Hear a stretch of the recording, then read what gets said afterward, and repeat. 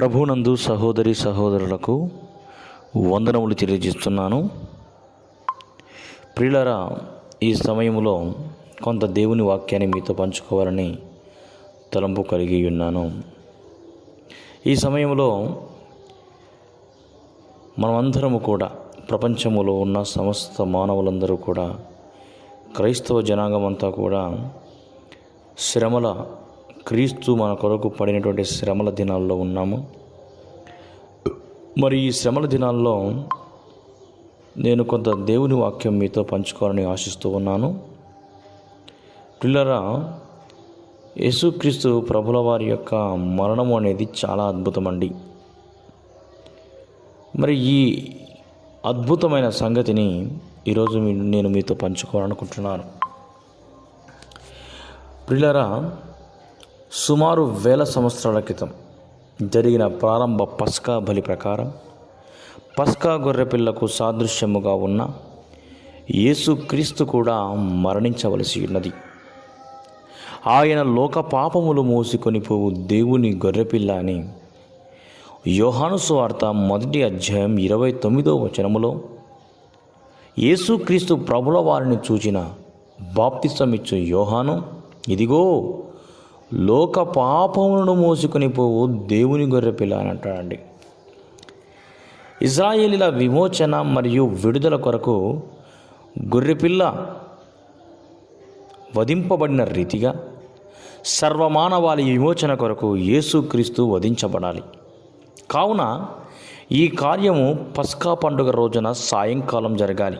కానీ యూదుల పెద్దలు, ప్రధాన యాజకులు మత్తయి సువార్త 26:5 ప్రకారంగా యేసుక్రీస్తును పండుగలో చంపకూడదని ఏకగ్రీవంగా తీర్మానం చేశారు. కారణం, ప్రజలంతా యేసును వెంబడిస్తున్నారని, పస్కాలో యేసును చంపితే అల్లర్లు జరుగుతాయని భయపడి పస్కా అయిన తర్వాత యేసుని చంపాలని నిర్ణయించారు. అయితే వారి తలంపులు ఎట్లా మారిపోయాయి? పస్కా దినాన్నే ప్రభువు ఎట్లా చంపబడ్డారు? మనుషుల ఆలోచనను వ్యర్థము చేస్తూ దేవుడు తన ప్రణాళికను ఎట్లా నెరవేర్చారు? అయితే దేవుడు ఇక్కడే ఒక అద్భుతం చేశారండి. ఆ కార్యమునకు దేవుడు ఉపయోగించుకున్న సాధనమే ఇస్కరియోతు యూదా. అయితే దేవుడు చెడ్డవారిని కూడా వాడుకుంటారా? అవును, దేవుడు తన ప్రణాళికలో మంచివారిని వాడుకున్నట్లుగానే చెడ్డవారిని కూడా వాడుకోగలరండి. యేసు ప్రభు శరీరధారిగా ఉన్న చివరి దినాల్లో ఆయన ఎక్కువగా తన శిష్యులతో మారుమూల ప్రాంతాల్లోనే పరిచర్య చేశారు. జనసమూహమునకు కొంత దూరంగా ఉన్నట్లు కనిపిస్తుంది. కనుక యూదులైన పెద్దలకు, యాజకులకు ఆ దినములలో ఆయన ఉనికిని గూర్చి సరిగ్గా తెలియక ఉన్నది. అదే సందర్భంలో ఇస్కరియోతు యూదా ప్రధాన యాజకులు పెద్దల వద్దకు వెళ్ళి బేరం కుదుర్చుకొని యోహాను సువార్త 13వ అధ్యాయం 26 నుంచి 30 వచనాల వరకు చూస్తే యేసు ప్రభుని పట్టి ఇచ్చుటకు త్వరగా మేడగది నుండి వెళ్ళిపోయాడు ఇస్కరియోతు యూదా. వారు కూడా ఇదే మంచి అవకాశముగా భావించారు. ఎప్పుడు దొరికితే అప్పుడు సిలువ వేసేద్దామంటూ వారి ఆలోచనలు మారిపోయాయి.